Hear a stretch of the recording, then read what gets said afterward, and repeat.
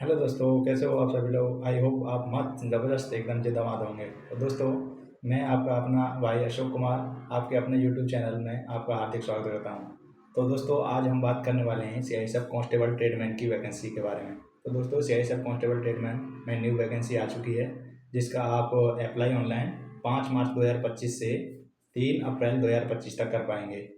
ठीक है दोस्तों, तो जिसमें टोटल वैकेंसी हमारी 1161 है, जिसमें मेल के लिए 945 और फीमेल के लिए 103 और एक्स सर्विसमैन के लिए 113 है।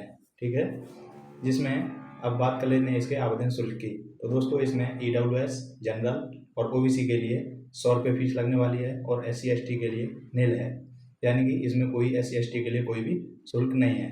तो आप बात कर लेते हैं इसके क्वालिफिकेशन की। तो दोस्तों, सीआईएसएफ कांस्टेबल ट्रेडमैन में क्वालिफिकेशन आपको 10th पास चाहिए, यानी कि 10th पास आपकी किसी भी रिकॉग्नाइज्ड बोर्ड से होनी चाहिए, यानी कि किसी भी बोर्ड से होनी चाहिए, उसमें कोई दिक्कत नहीं है।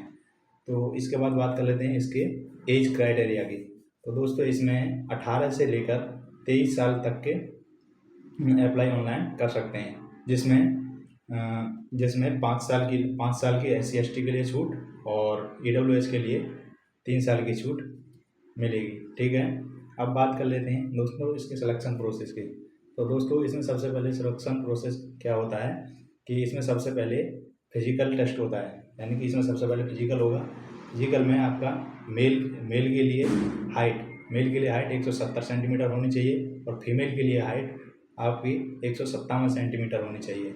अब बात कर लेते हैं मेल के लिए चेस्ट, यानी कि मेल के लिए चेस्ट मिनिमम 80 सेंटीमीटर होना चाहिए और फुला करके 85 सेंटीमीटर तक होना चाहिए।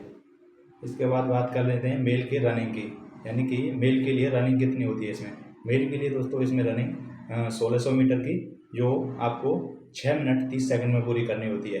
ठीक है, इसके बाद बात कर लेते हैं फीमेल की रनिंग की। तो फीमेल के लिए दोस्तों इसमें रनिंग 800 मीटर की होती है, जो आपको 4 मिनट में क्वालिफाई करनी होती है। इसमें दोस्तों रनिंग के लिए ना तो मेल और ना फीमेल के लिए कोई भी नंबर नहीं दिया जाएगा, ये केवल सिर्फ क्वालिफाइंग है।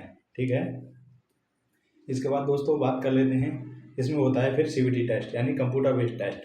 तो इसमें कंप्यूटर बेस्ड टेस्ट, तो कंप्यूटर बेस्ड टेस्ट में आपके 5 सब्जेक्ट आते हैं, 5, जिसमें आपका सबसे पहला हो गया GK GS हो गया, तो दूसरा हो गया मैथ और तीसरा हो गया यानी कि एनालिटिकल एप्टीट्यूड और चौथा हो गया रीजनिंग यानी कि मेंटल एबिलिटी और 5वां हो गया हिंदी या इंग्लिश। हिंदी या 5वां जो आपका ऑप्शन है हिंदी या इंग्लिश में से आप कोई सा एक जो आपको अच्छा लगता है उसको चूज़ कर सकते हैं।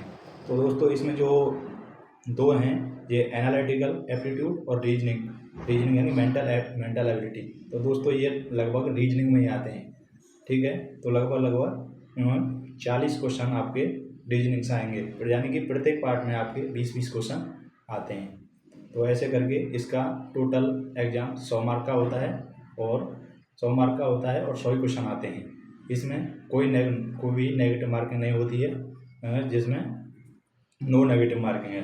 ठीक है, तो इसके बाद बात करें तो दोस्तों इसके बाद बात करेंगे, इसका पेपर बिल्कुल एकदम नॉर्मल आता है, जिसमें कोई भी 10th बेस का जितने भी आपके 10th बेस्ड सब्जेक्ट हैं वो आते हैं। इसमें जनरल साइंस हो गया 10th बेस्ड की आएगी, GK GS तो आपको पता ही है, वो तो सभी कहीं से मतलब ऐसे हिस्ट्री हो गया आपका, पॉलिटी हो गया, ज्योग्राफी हो गया, स्टैटिक GK हो गया, जनरल साइंस हो गया, ऐसे आती है। इसके बाद बात कर लेते हैं मैथ की।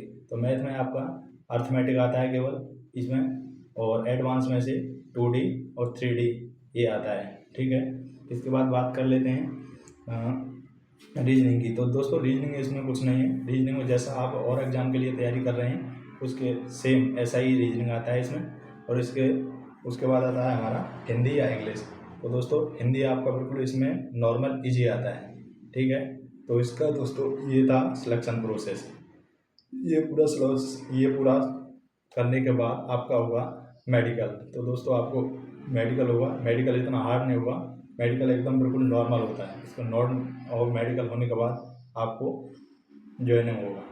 ठीक है दोस्तों, तो जय हिंद दोस्तों। आज की वीडियो को हम यहीं समाप्त करते हैं। थैंक यू दोस्तों।